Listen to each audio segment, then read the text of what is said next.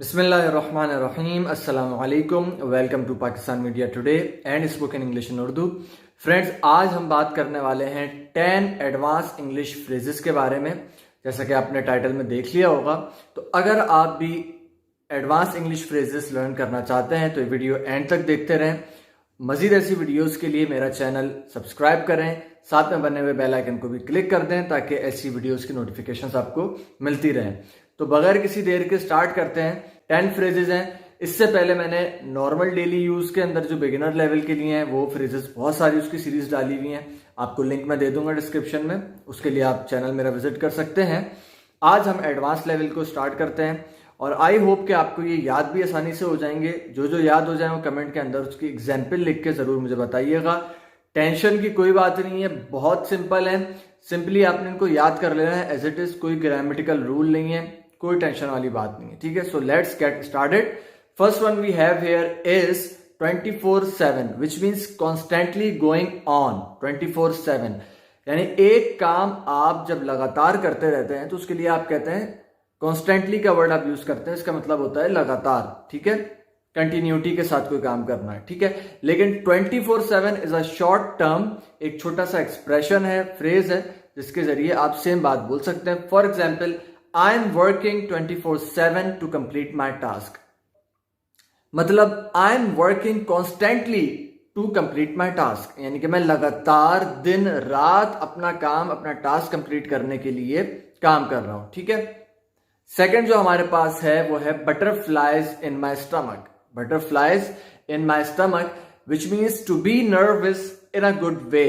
To be nervous in a good way यानी कि जब आप परेशान हो जाते हैं, थोड़ा सा हेजिटेट हो जाते हैं, नर्वस हो जाते हैं किसी अच्छी पॉजिटिव वे में। ठीक है, मतलब ये है, आप फॉर एग्जांपल किसी शख्स से मिलते हैं और आप उस शख्स का बहुत एहतराम करते हैं या तो आप उसको बहुत ज्यादा पसंद करते हैं, इस वजह से उसके साथ कम्युनिकेट करते हुए आप थोड़ा सा नर्वस रहते हैं। नॉट डैट कि आप उससे खौफजदा हैं या आप मतलब आप उससे डरते हैं, ये वजह नहीं है, या आप उससे नफरत करते हैं, ये वजह नहीं है, बट इसलिए कि आप अच्छी वे में, पॉजिटिव वे में उसका एहतराम करते हैं, वो आपको बहुत पसंद है, दैट्स वाई थोड़ा सा नर्वस हो जाते हैं। तो उधर बड़ा जबरदस्त एक्सप्रेशन है, butterflies in my stomach. Let's get an example for this.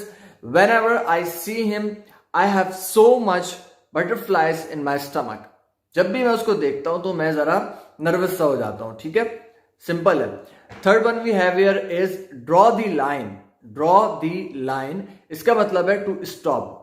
क्या मतलब हुआ, जब आप एक बंदे से कम्युनिकेट कर रहे होते हैं और वो बंदा बहुत ज्यादा टॉक्सिक है, बहुत ज्यादा आपको परेशान कर रहा है, बॉदर कर रहा है, अब आप उससे अपनी बात, कम्युनिकेशन, मामला, ताल्लुकात खत्म करना चाहते हैं, तो वहां आप स्टॉप के बजाय ड्रॉ दी लाइन का वर्ड भी यूज कर सकते हैं। ड्रॉ दी लाइन यानी आप एक लकीर खींच रहे हैं अपने और उसके दरमियान, मजीद आप कम्युनिकेशन नहीं करना चाहते। For example, hey, we have to draw the line in our communication. I can't handle this anymore because you are toxic. ठीक है, यानी कि हमें अपनी कम्युनिकेशन के दरमियान अब यानी कि खत्म करनी पड़ेगी अपनी कम्युनिकेशन, अब रुकावट डालनी पड़ेगी क्योंकि तुम बहुत परेशान करते हो, तुम बहुत ज्यादा बोरिंग हो, टॉक्सिक हो, इस वजह से मैं मजीद तुम्हारे साथ बात करना हैंडल नहीं कर सकता। ठीक है, simple. Now the fourth one we have here is easier said than done.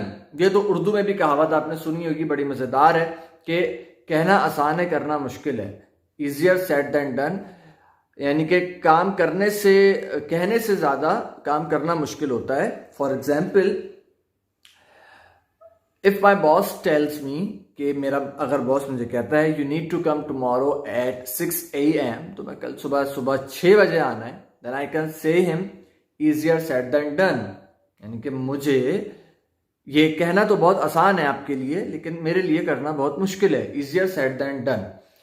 9 से 5 मेरी जब जॉब की टाइमिंग्स है तो मैं सुबह 6 बजे किस तरीके से आ सकता हूं। ठीक है, इजियर सेड देन डन, कहना आसान है, करना मुश्किल है। Now the sixth one we have here is finding a needle in a haystack. Finding a needle in a haystack which means almost impossible to find.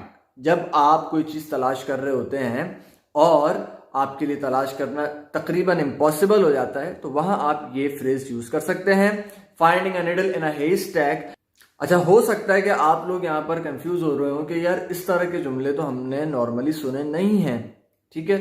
तो ये नॉर्मल स्पोकन इंग्लिश के जुमले हैं ही नहीं, तो इसलिए जो इंटरमीडिएट या बेसिक लेवल के, बिगिनर लेवल के जो स्टूडेंट्स हों वो परेशान नहीं हों। ये फ्रेजेस आपको उस वक्त बहुत काम आएंगे जब आप नेटिव इंग्लिश स्पीकर को सुन रहे होंगे, यानी जिसकी मदर लैंग्वेज जो है वो इंग्लिश है, उसको सुन रहे होंगे। वो लोग इस तरह के जब फ्रेजेस यूज कर रहे होंगे तो आपको एग्जैक्टली समझ में आ जाएगा कि अगर किसी ने बोला है बटरफ्लाइज इन माय स्टमक, तो इसका मतलब ये नहीं है कि उसके पेट में तितलियां हैं। इट मीन्स, जैसा कि मैंने आप लोगों को बताया, वो नर्वस है एक अच्छे वे में, ठीक है, in a good way. Is nervous in a good way, तो जिस तरह आपको बताया। So let's move to the sixth one once again. Finding a needle in a haystack, which means almost impossible to find something. For example, finding a job is like finding a needle in a haystack. Finding a job is like finding a needle in a haystack. ठीक है, यानी कि job तलाश करना इस शहर में मेरे लिए नामुमकिन सी बात है। Simple. Seventh one we have here is fish out of water.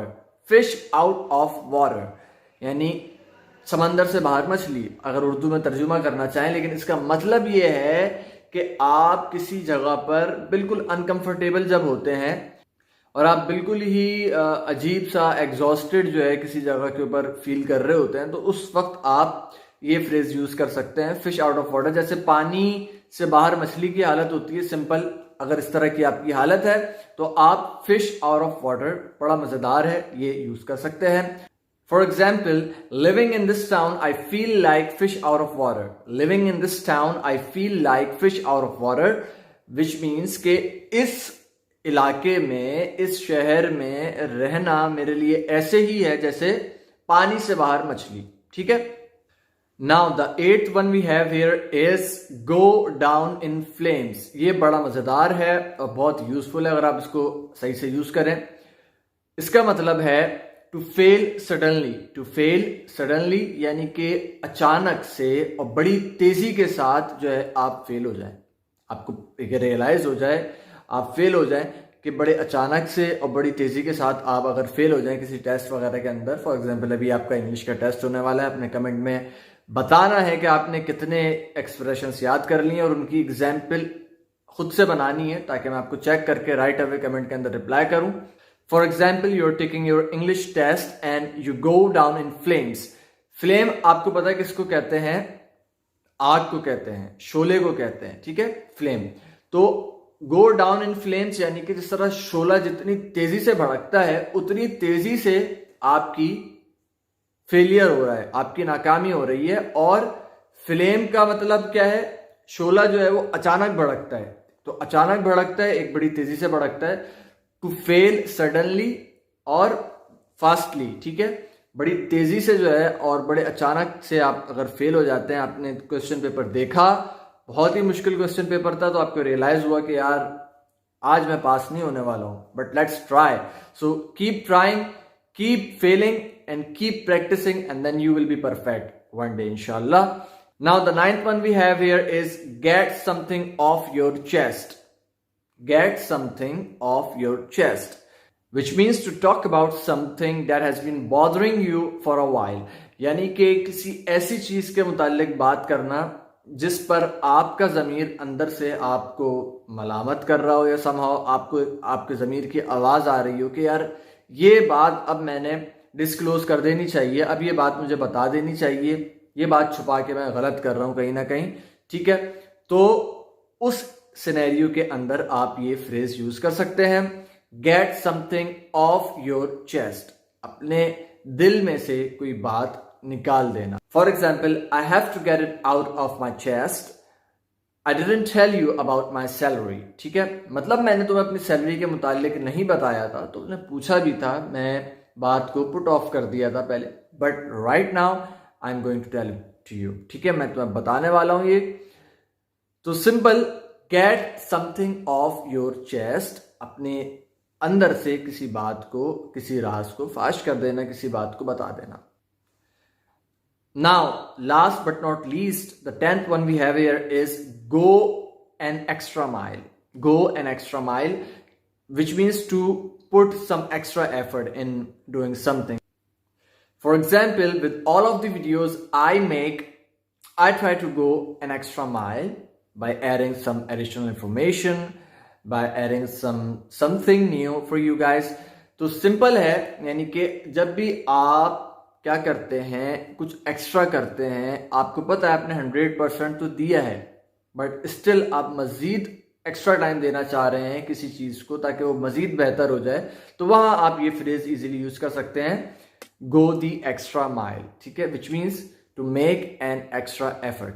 So I hope कि आप लोग भी थोड़ी सी एक्स्ट्रा एफर्ट जरूर करेंगे इंग्लिश लैंग्वेज के हवाले से सीखने के लिए. कमेंट करके बताइए वीडियो आपको कैसी लगी, कौन कौन से फ्रेजेस आपको ज्यादा अच्छे लगे जो आप अभी इजीली सीख चुके हैं, या किसी में अगर कोई इशू है तो वो भी आप डिस्कस कर सकते हैं. And kindly suggest me the new topics. मैं इस वक्त बेसिक, एडवांस, इंटरमीडिएट सारे टॉपिक्स ऐसा ऐसा कवर कर रहा हूं just to test it out कि आप लोगों को क्या चीज ज्यादा अट्रैक्ट करती है, फिर आप उसको मजीद आगे लेके कंटिन्यू करेंगे इंशाल्लाह.